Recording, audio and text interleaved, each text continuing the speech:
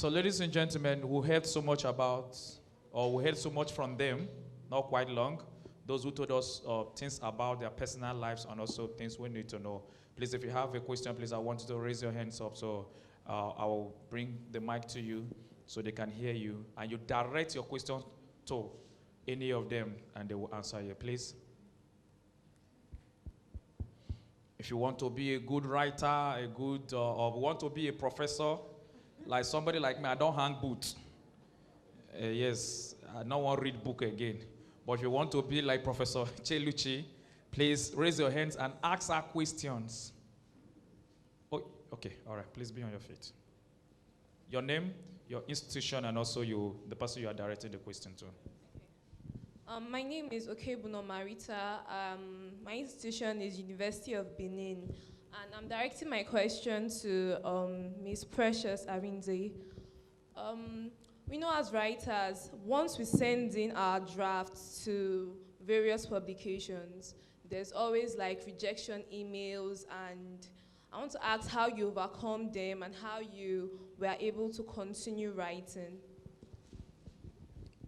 So the key thing is remembering that when they reject, like they are rejecting the work, they are not rejecting you. They're just saying that they can't afford to, or maybe due to one reason or the other, either maybe your writing doesn't exactly meet their publication standards right now, or it doesn't fit the team, or there's a particular thing that you're looking for that's not exactly reflecting. They're not trying to tell you that you're not a good writer. They're just saying that they can accept. I've had pieces that were rejected from, by one journal that was accepted by another. Sometimes I might not have even edited it at all in between those. It just went from one place. This person said no. Doesn't mean another person will say no. You just have to keep trying. And when they give you edits, you just have to keep incorporating those edits and trying to improve your work. And eventually, the acceptances will start rolling in. Thank you. Are you okay with that? All right, please. Who else? Oh, I'm coming to you, please. Hello, my name is Precious Chelsea Aliu. I'm a student of University of Ibadan. Okay, so I would like to direct the question to Miss Precious also. So I would like to ask, as writers, when we write, so there's a point in time where you have something called writer's block, where you just get stuck and you won't be able to continue writing. So I would like to ask, how were you able, or how do you handle writer's block anytime it happens? With writer's block, maybe the reason, I think the reason that I tend to experience writer's block is either because I'm not reading enough or I'm just not inspired enough. So if you're experiencing writer's block, I would say try reading more, try reading the kind of work you want to be creating, try reading people who are already creating that work now. Because in the process of reading, you might actually get, ideas of something you want to do right away that will inspire you to just keep going and just do the other stuff that you find inspiring. Listen to other, explore other story forms. If it's music, sometimes you might be listening to a song and the title of the song or a lyric might, click something for you and make you want to explore that idea more in depth and just try to find inspiration in other people's work is what I would say. Professor Cheluchi, do you have anything to add to what she just said now about the writer's blog? I think reading should be a core part of your process, obviously. But sometimes it's also good to take time away. Sometimes we put ourselves under a lot of pressure, right? I know with my book, The Son of the House, for example, I'm working on my second book, but right after it, started winning prizes, all these other wonderful things started happening around it. I had writer's block for the very first time in my life, right?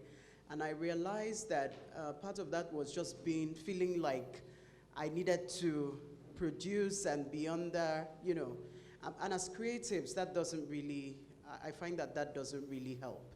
So being able to take time off, allow yourself to breathe, read and enjoy reading for the fun of reading, for the joy of reading, rather than because you are trying to actually write, can also be helpful. And definitely, I know, and most writers would know this, that reading stimulates ideas, like you said. The ideas are already inside you. You already have a ton of stories inside you. So sometimes reading other people's work can open up, allow you to, release some of that into the world. And I thought I would say something about the first question as well, about rejection.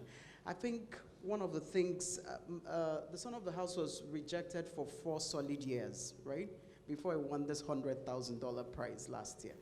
So sometimes, I tell people, believe in yourself, believe in your work. Sometimes a publisher cannot afford to publish you. You want to publish traditionally, they're not in the place to do so at the moment. So that it might not be about you at all, right? Sometimes it's about you. It's about your craft. You need to work more on your craft. You need to push yourself a little bit more. You need to spend a little bit more time on figuring out how to actually get your story across. So that's something to bear in mind. But bottom line, I like to tell the story of the son of the house, because what it does mean is that one day, if you keep pushing, it's going to happen, right? Thank you.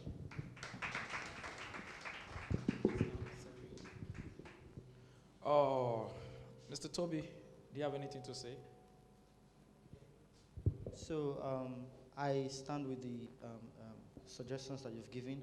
I also feel like as writers, obviously, most times we hold ourselves to standards. We've created this standard of work, and we expect it to keep coming the way the first one came, right? So for someone like me, to be very honest, the last time I really wrote something concrete was in 2019, and I started writing back again in 2021, towards the end of 2021.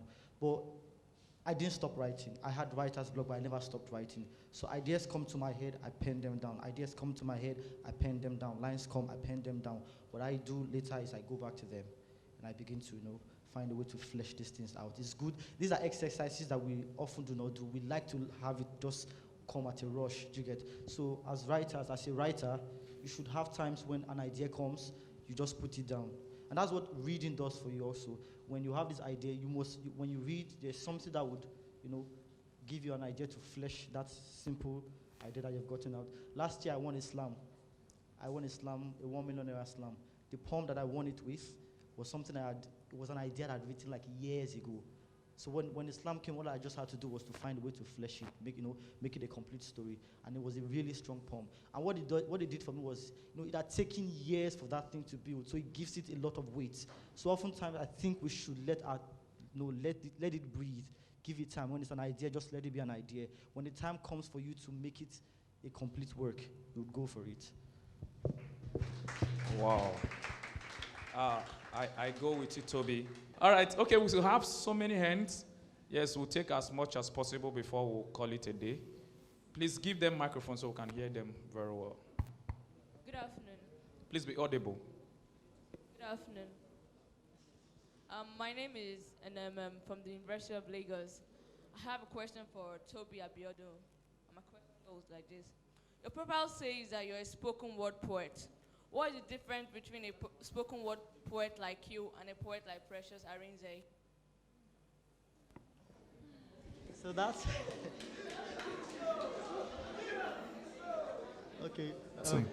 Praise the Lord. Praise the Lord. Praise the Lord. A pastor is here. Toby thought we were in church. So, okay, so I like to tell people that there's actually no difference. Maybe just distinctions. I don't know if there's. So there's no difference because we're all writers in the first place. I cannot be a spoken word poet if I don't write in the first place, right? It's just we express what we write different ways, in a very different way. You like to have your work on the page, but I like to shout my work. I like to say my work. It's not a difference. I don't call it a difference, right? So it's the way I've chosen to express what I write. I've always been a shy guy. I grew up a shy kid. I grew up a very anxious kid.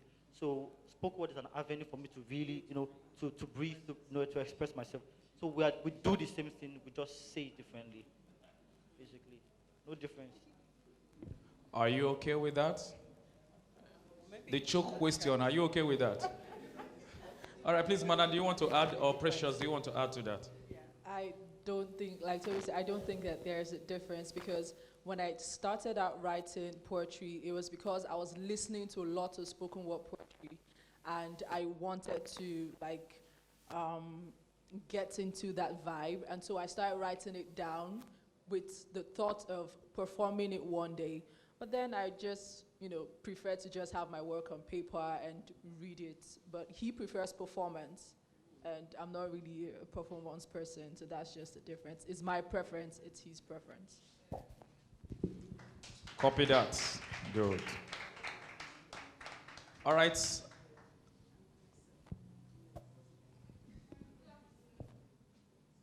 My name is Adeduwura Ogunsimeyin, University of Lagos. My question is there, so Cheluchi. So do you think you're a good writer because you're a professor of law, or would you still have been a good writer regardless of the profession you chose? Wow.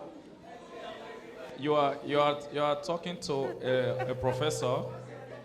Let's wait for her response. She will put it to you as a lawyer or a professor of law. Please, one house. I think that's a really, really interesting question.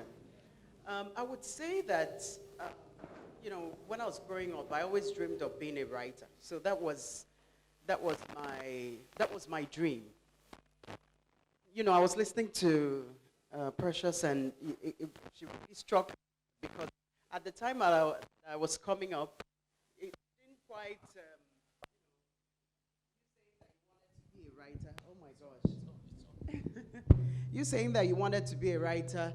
It was well received, but the people then asked, "So, but what do you really want to do?" Right?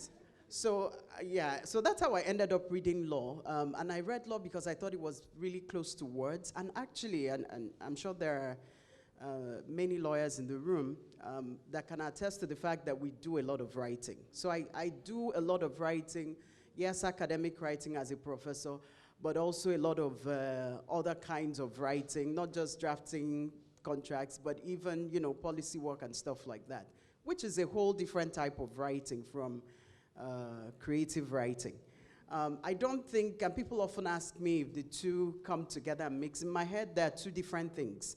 I think of my creative writing as drawing from the world that we live in and creating a world that people can, take journeys in with different kinds of characters and all of that. So I don't know. I don't think, way before I became a professor or whatever, I've always been writing. And even as a lawyer, way before you become a professor, in fact, it is your writing, your academic writing that, makes you a professor. So I think, and you find that she's a lawyer as well.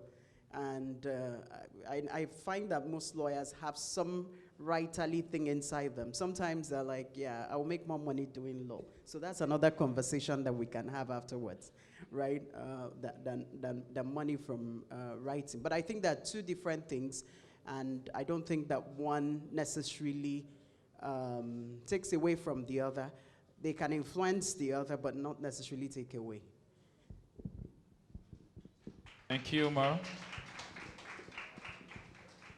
All right, we'll take two more questions and we'll call it or wrap it up here. Okay, please, please, who is with the mic? Come. Come, just come. All right, give it to her.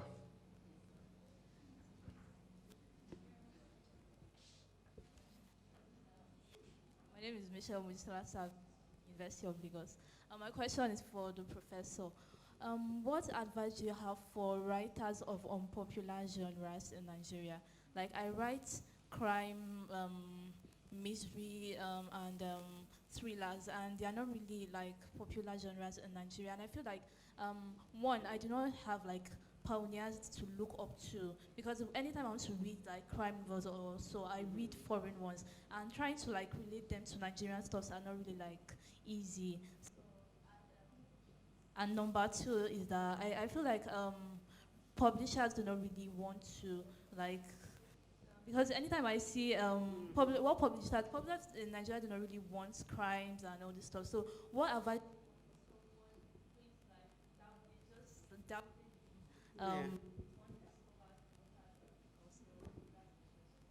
Okay. Have you read My Sister, the Serial Killer? There's also The Light Seekers by Femi Kayode, right, which came out last year. So more and more, I'm just using those examples to say more and more, and they're doing very well. Actually, they do better than literary fiction. That's why literary fiction gets a lot of rejections, because not very many people want to read literary fiction as a pastime, right? We came from that tradition of the Achebes, the Shorinkas, and so on, and that has really influenced the canon. But I see young people more and more going into these uncharted territories, including romance and all of that, and they're doing quite well. So what I would say is, whatever it is that you would like to read, put it out in the world. It might take a little bit of time to take off, but it will take off. My Sister, the Serial Killer is a bestseller, an international bestseller, for that matter, right? So keep pushing, and also understand that, you're not, thank God for the internet and everything, you're not limited to Nigeria. There are lots of people looking. I tell people, from what I hear now, many publishing houses abroad want at least one Nigerian writer. So imagine that you are the one writing some brilliant, fast-paced thriller out there. Even I would buy it. And certainly, many young people, the people that read Wimpy Kid and all the rest of them, would definitely buy that. So keep pushing in that direction if that's your calling, right? Thank you. All right, ladies and gentlemen, at this juncture, we're going to wrap up this session. Please put your hands together for them while they go to their seats.